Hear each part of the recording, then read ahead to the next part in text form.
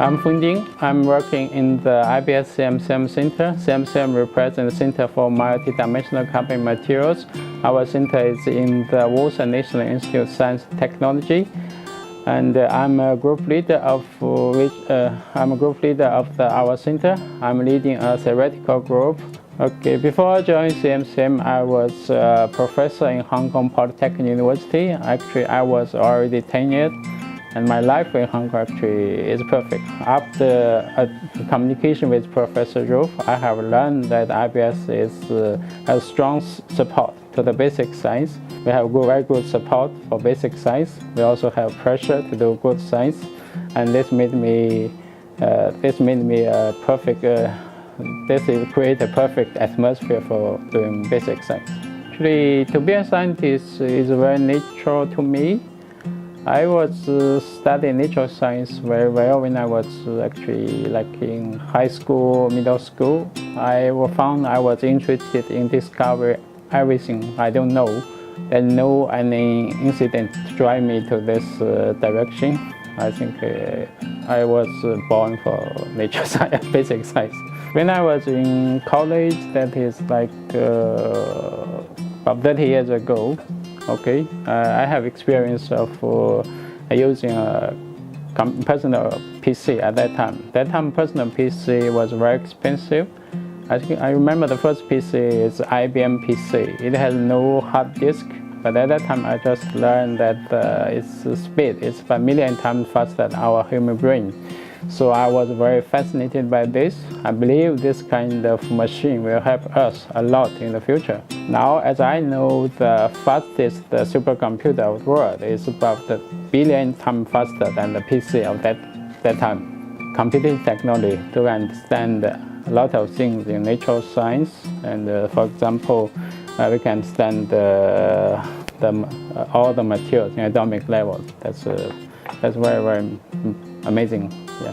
Because my first postdoc experience was in Sweden, and that project was funded by a carbon-related research topic. I was very successful on the research of carbon nanotube, but this kind of research has never been finished, because after we solve the first problem, the second problem comes, and even more problems. If solve the second problem, you have more problems. So we always go step by step on carbon science. And we are still keep working on this, and I think it probably will be my lifelong research topic. Yeah. Never end. Yeah, never end. It will never end. Yeah. I think we have to consider this by two sides. One side is theoretically. Theoretically, we understand most of the properties of carbon material, I would say, because with computer we can explore the properties of material with any structures. With high accuracy, but the big challenge is the experimental, especially how to synthesize these materials experimentally. It's still a great challenge. In the periodical table, carbon is a very unique element, and it is in the 6th element in the periodical table, and it's a quite light material.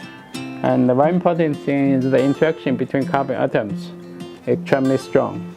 So this made carbon to be the strongest material. Like diamond is hardest, and the carbon fiber is very strong. Carbon is highly stable. It's a very strong material. It has a lot of unique electronic properties. We will keep working on carbon materials. We have a lot of theoretical studies try to understand the growth mechanism of carbon nanotube and the graphene. Recently, we are working on the growth mechanism of fullerene and the diamond. Okay, there are a lot of experimental studies on this topic among the world. Probably thousands of could produce a complete zero understanding how this material was synthesized, how this formed, what the kinetics and what the thermodynamics about them. Especially if we have good understanding on this, we probably will be able to control the synthesis, produce them in large scale, and also we may be able to create some new carbon materials in the future.